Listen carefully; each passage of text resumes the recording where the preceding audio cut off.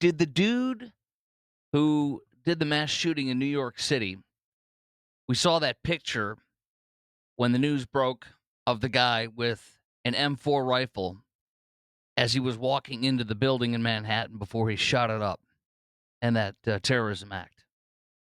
Did the dude look white to you? Well, fake news CNN and their experts said he did.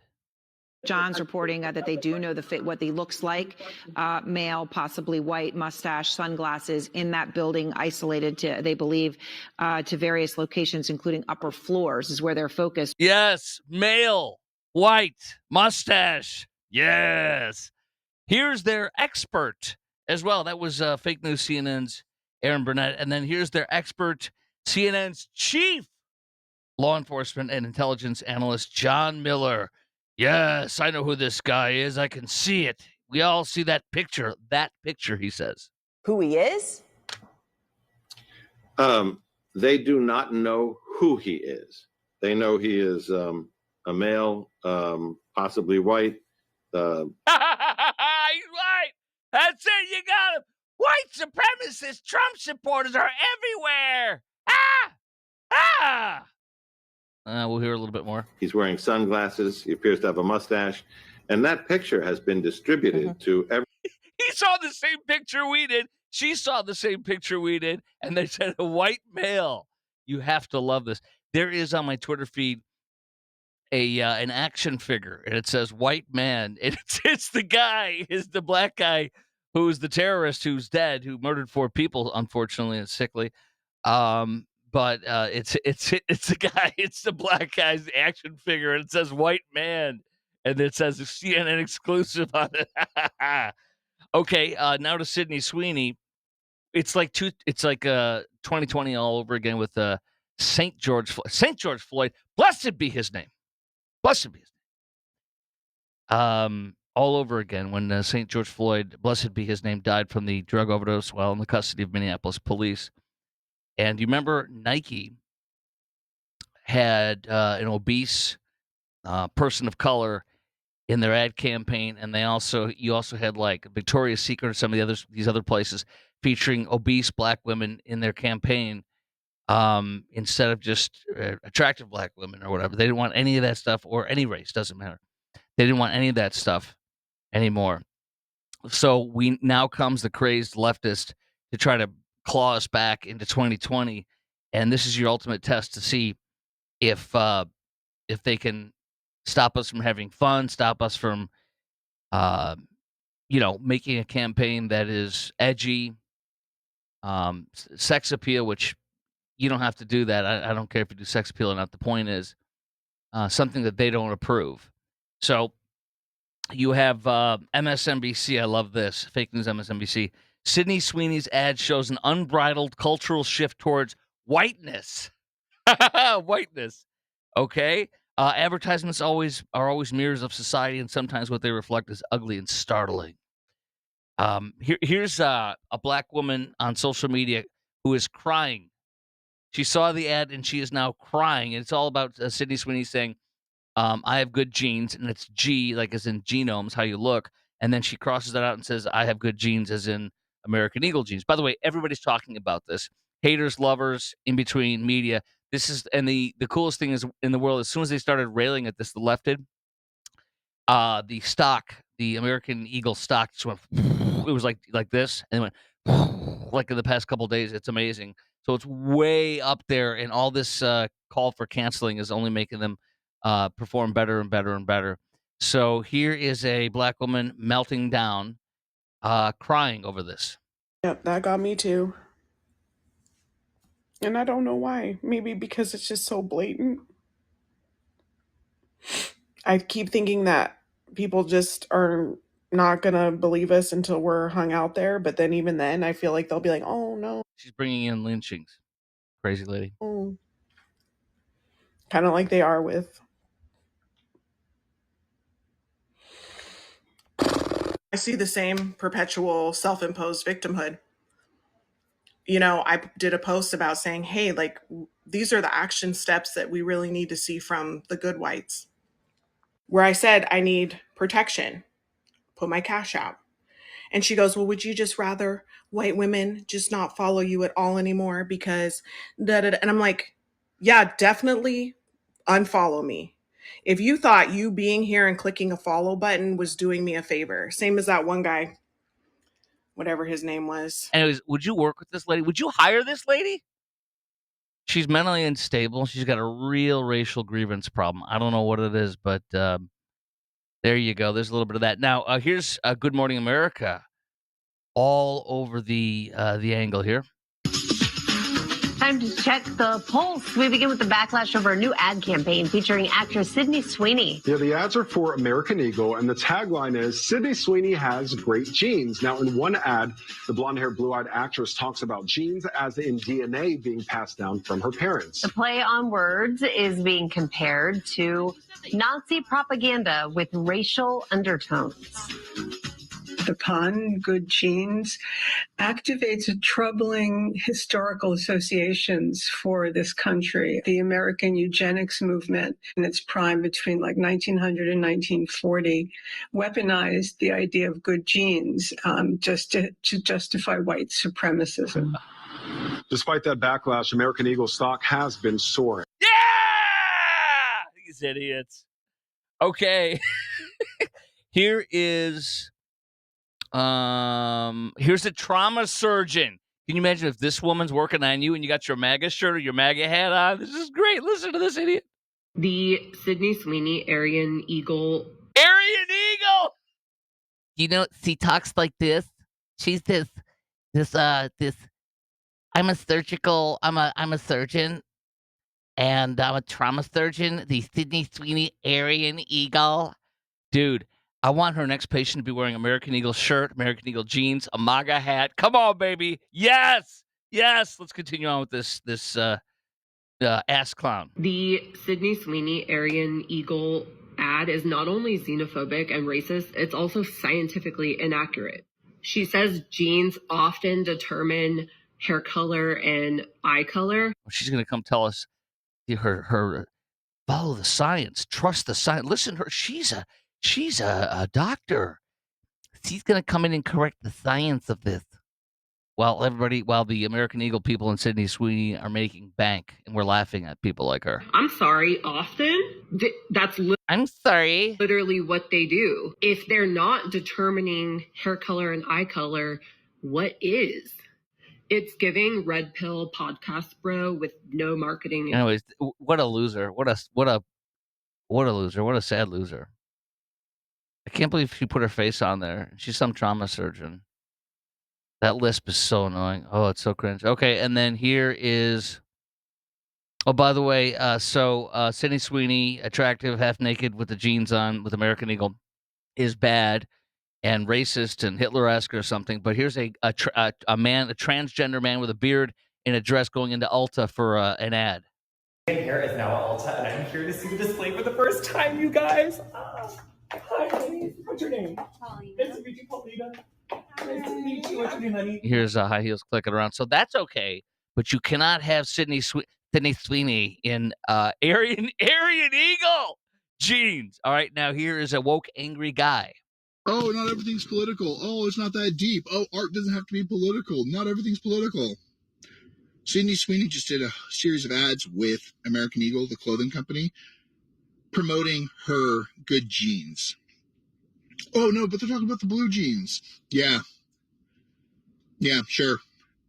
The attractive white woman with blonde hair, blue eyes is talking about just the jeans she gets from American Eagle. Yes. The blonde-haired white woman who had a parody of Make America Great Again for her mom's 60th birthday, where everyone was wearing Blue Lives Matter flags on their clothing. It's just talking about her blue jeans. Echoing. By the way, this is a whole culture. All these people I'm playing and all that I'm talking about here is a culture of shame, shame, shame, shame. And we're supposed to be afraid and shame, filled with shame and go crab walk away. These are some really unhappy people. This is their religion. They fill the God-sized hole in their heart with politics, and it's their identity, it's their faith, it's their everything. And it's a sad way to live. But you know, I mentioned this yesterday. on the radio. What's more attractive to you? And again, it doesn't have to be physically attractive, as in sexual appeal, but what's more attractive to you? This Sydney Sweeney thing, having fun, and double entendre and stuff like that. Are these people telling you how shameful you are? You're a racist. You're a white supremacist. You're a Nazi. I'll close this off with this guy swearing at you and me. Very, very far right. Oh, genes are passed down by parents to their offsprings, not to their children, their offsprings. No, it's just talking about blue jeans.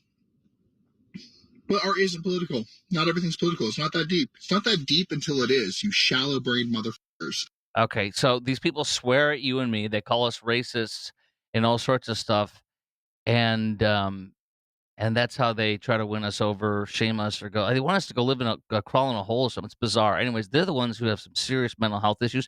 Remember Nate Silver, the revered Democrat pollster? About a month or so ago, he did a self-reporting survey, and it showed Democrats and Republicans and mental health issues. And literally, the Democrats were like double the amount of mental health, like struggling with mental health issues, having depression, having all sorts of issues. And I'm a huge supporter of getting counseling, of getting help, of getting medication. But the self-reporting Democrats over Republicans tremendously report having much more mental health issues, doom and gloom, all sorts of bad stuff.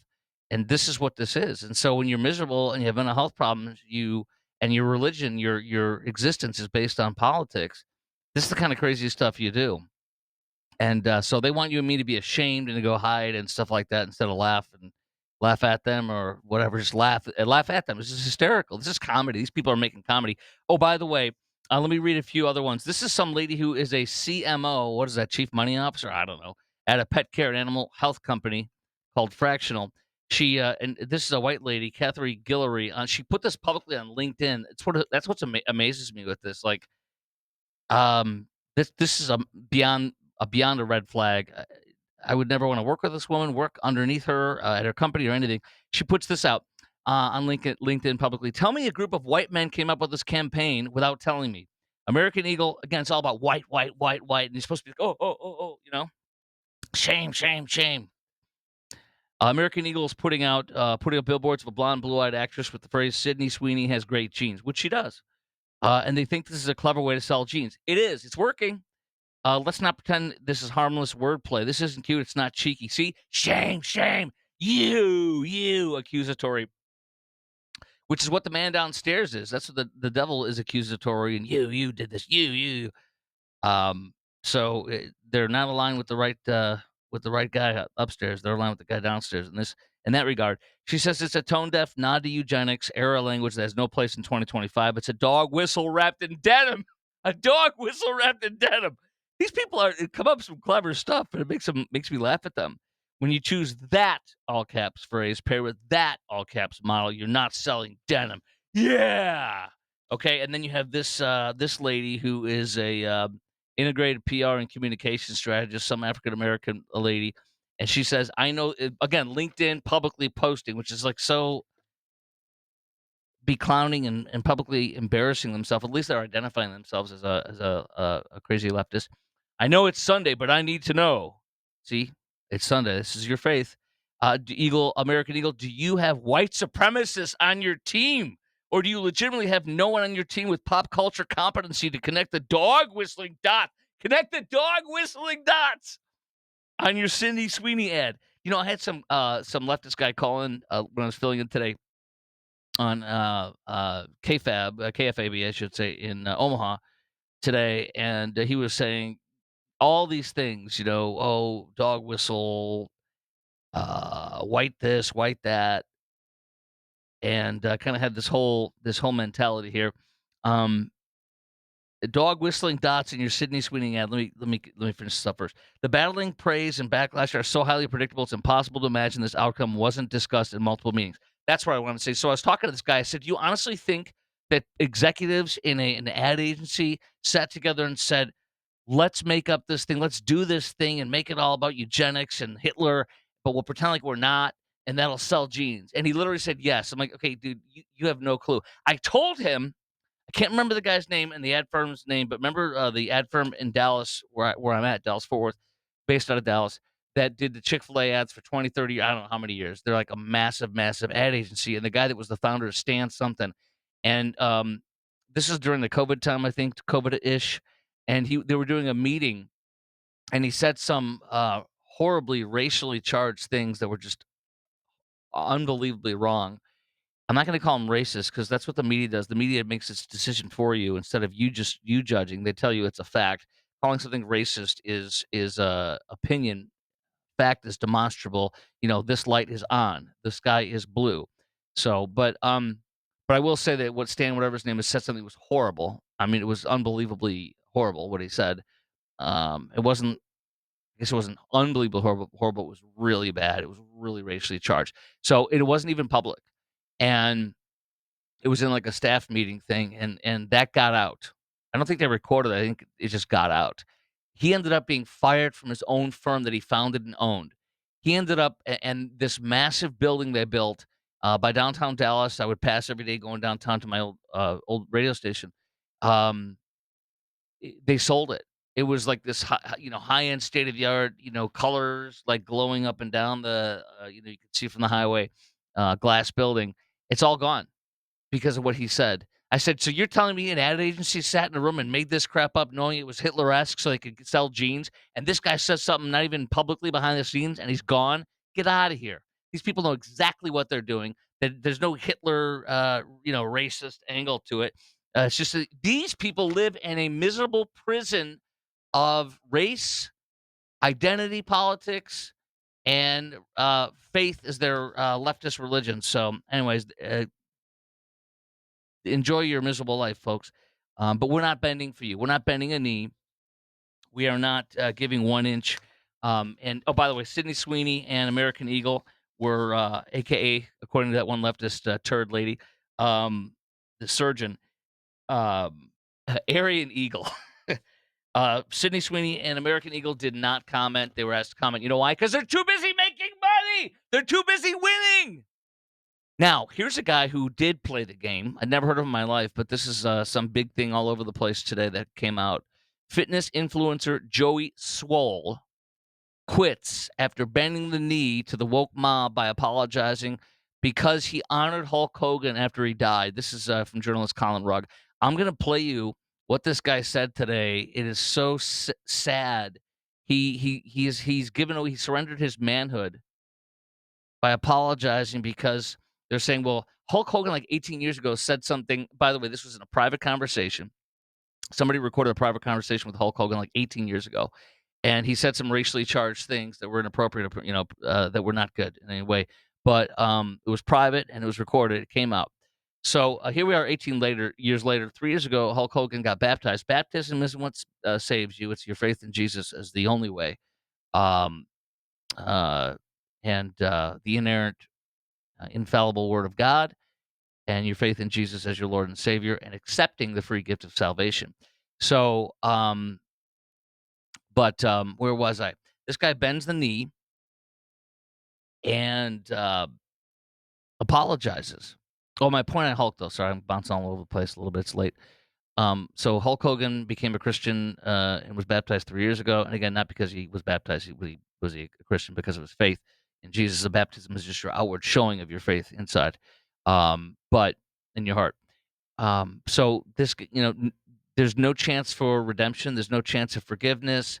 Not for Hulk Hogan, never ever. And then he dies, and then this guy honors him. He's a fitness, exercise influencer guy, and he honors him and dresses up like him. And then people cancel him, or try to cancel him and attack him and shame him and tell him to apologize from everywhere because Hulk 18 years ago said some racially charged remarks that were wrong. And so this guy comes out and grovels. Guess how it ends? I've told you for years. They tried to come for me year after year after year, and you don't give them an inch. You don't give them a millimeter, anything. You give them a little bit by apologizing or something of that nature, then they will destroy you. And that's what this guy did. He apologized, and they destroyed him. Let me play you the audio of this. I owe my followers, my community, and all of social media an apology. Bending the knee.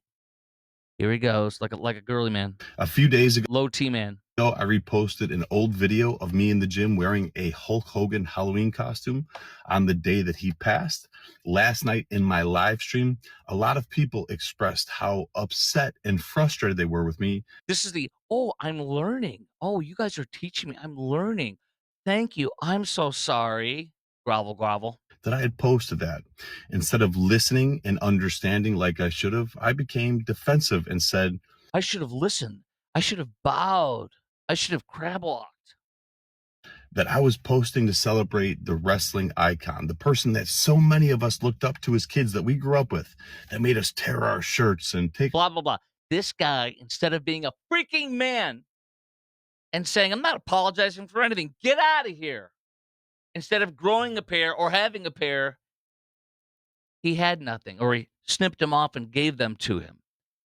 So guess what? Guess where that got him? Nowhere. The mob came more and more and more for their bloodlust because he gave a little bit. They smelled blood in the water like a shark. So then he comes out today and posts this. All the good I've done. All the people. This is on my Twitter feed, at Chris Crock Show. That's at Chris Crock Show. Follow me. CHRASKROK. All the good I've done. All the people I've helped. All for nothing.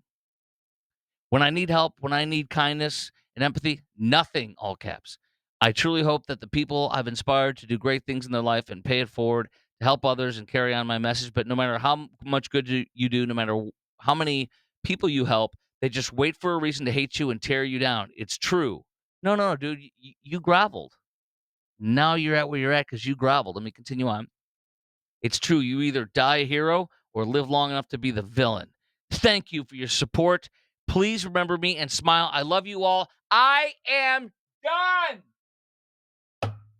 That's how a man surrenders everything. He needed a visit to the low T center about a couple years ago, and he needed intensive low T therapy. But now the man has cut all of his stuff off, and he's just a eunuch. There's no hope for him. In fact, he gave up. He surrendered and said, "I am done."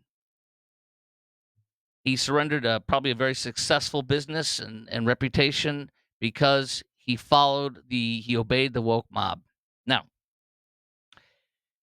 the Cincinnati Beatdown. Let me play a little audio of that. It's called in one of these stories a brawl. The Daily Mail calls it a brawl. It's not a brawl. It's a beatdown. There's no brawl. Here's some of that audio of the Cincinnati Beatdown.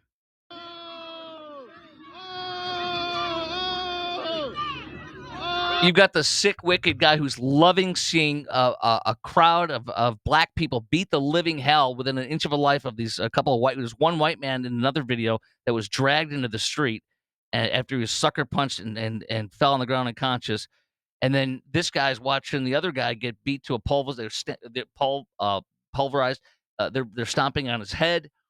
And he's watching this, and he's doing the classic, like a hyena as part of the attack. Oh, oh, oh!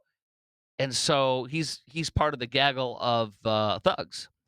And so I'll play a little more of that. And then, of course, the woman got punched out too. She was grabbed from behind trying to help the man after he was beaten to unconsciousness in the street there in the business district of downtown Cincinnati. And then so she tries to help him up after the beating is done. And then some lady comes up, part of the mob of thugs, and grabs her from hair and yanks her hair or punches at something of that nature. And then a man in front, part of the thugs, then punches the woman straight in the face as hard as he can. And she just falls straight back and passes out. She's got blood coming out of her mouth in this vile attack. Two of these thugs have been arrested. One man, one woman. Of course, it's Cincinnati. I think it's Hamilton County. They let them out on $400 bail. $400 bail. It's sick. Chicago would have been $0, but this is so sick and wicked. The police chief came out and blames the media and blames folks like me on social media. It's our fault, she says. It's not the fault of the thugs who beat the living hell out of somebody. It doesn't even matter what happened before this. These folks were standing in the street or the sidewalk, and they were beat to a living hell for no reason. There was no brawl. It was just, I'm going to beat the hell out of you and have a gaggle of thugs surround you and beat you mercilessly. You can see the two pictures, one of the man, one of the woman, and they're probably in their mid to late 30s. And they need to do hard time for this. And there's 4 or 5 others that they have they put out warrants for them or something of that nature. They've charged them. Here is the Cincinnati chief, who is another woke, I don't say woke, but another grandma, like the one in New Orleans, that tiny little stick grandma lady who looks like she's wearing her son's, her giant son's police cap on her head. Then you have another grandma in charge of Cincinnati police. I don't know. Somebody said this, and I agree. I don't know what's with these grandmas getting hired that are horrible at the job. So she stands there, and instead of blaming the thugs for beating the heck out of these poor folks, by the way, the woman that was beaten unconscious with blood out of her face, coming out of her mouth, she is a teacher, and she's celebrating her birthday. I don't know if she's a teacher. Wait, hold on. She was celebrating her birthday party. She is a mother. That's all I got. Let me play the audio of the chief, though, blaming the media and social media, not the thugs. Social media and journalism and the role it plays in this incident. And yes, guys, that's you. That is you. She's literally attacking the media and social media in front of her, not the thugs over there. Social media, the post that we've seen, does not depict the entire incident. That is one version. You don't need to see the entire incident. You see people standing there. Nobody's attacking them. Nobody's threatening them. Nobody's in their face. Nobody's saying anything to them. They're having some kind of a talk or something, but there's no hands or anything. There's nothing. And then all of a sudden, boom, boom, boom, and just a mob comes. So she's the problem. It's not the media. It's not social media. It's the thugs. And then it's the system with people like her, not the system, but people like her, judges and the mayor, people like them. They're the problem. Of what occurred. At times, social media and mainstream media and their commentaries are a misrepresentation of the circumstances surrounding any given event. What that does, that causes us some difficulties in thoroughly investigating the activity. You said it's their fault, but now you're saying it's because it causes problems investigating it. The problem isn't you investigating it. The problem is it happening. In a moment, you're going to hear the press say, oh, okay, so you said it's us and it's this and that. And the press was asking it innocuously. They weren't asking it like to mess with her. Well, tell us more about what that was, then why that happened and stuff, and then explain how the social media or the media is getting in the way with this and what got in the way of this and what happened that we're getting. What are we getting wrong? And she doesn't say anything. She goes around it and says something else because she doesn't want to tell you about the thugs. She doesn't want to call the thugs out, and she doesn't want to go after them and blame them. She wants to blame the media. This is a classic leftist, pacifist, incompetent big city police chief. And enforcing the law. Because what happens, that social media post and your coverage of it distorts the content of what actually happened. So she's actually defending the thug, saying you didn't see the whole story. You see this? And it makes our job more difficult. Go ahead, right here. Thank you. 2 questions. Where were the nearest officers? In the central business section. They were working. They were both in vehicles. And like I said, they had to maneuver through the traffic. My second question is, you had said social media, news media distorted the content of what actually happened. What exactly was distorted? I understand that there was multiple views of the video, but exactly what led up to this? I mean, what was distorted? Yeah, so I think by the irresponsibility with social media is it just shows one side of the equation quite frequently without context, without factual context. And then people run with that. And then it grows legs and it becomes something bigger that we then have to try to manage as part of the investigation. So hold on. What did it distort? She didn't say what it distorted. She didn't say where the media got it wrong or anything. Here's why she's mad. She's actually mad. She's really actually mad at the thug that streamed it on social media. She wishes that this never made social media because then it would be another night of thugs, gangland, surrounding, mob beating people that in a what appears to be a racially charged attack on a couple of white folks from a mob of African American folks.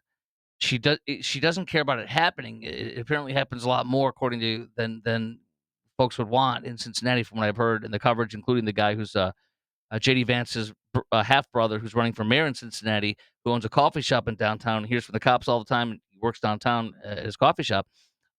He says this kind of stuff goes on all the time. So I guess she's just mad that the uh, thug friend or member of the thugs group there put it on social media so that we would see it. Because if we didn't see it, then this wouldn't be happening. Then she wouldn't have to do all this. I think she's aggravated at that. And number two, she is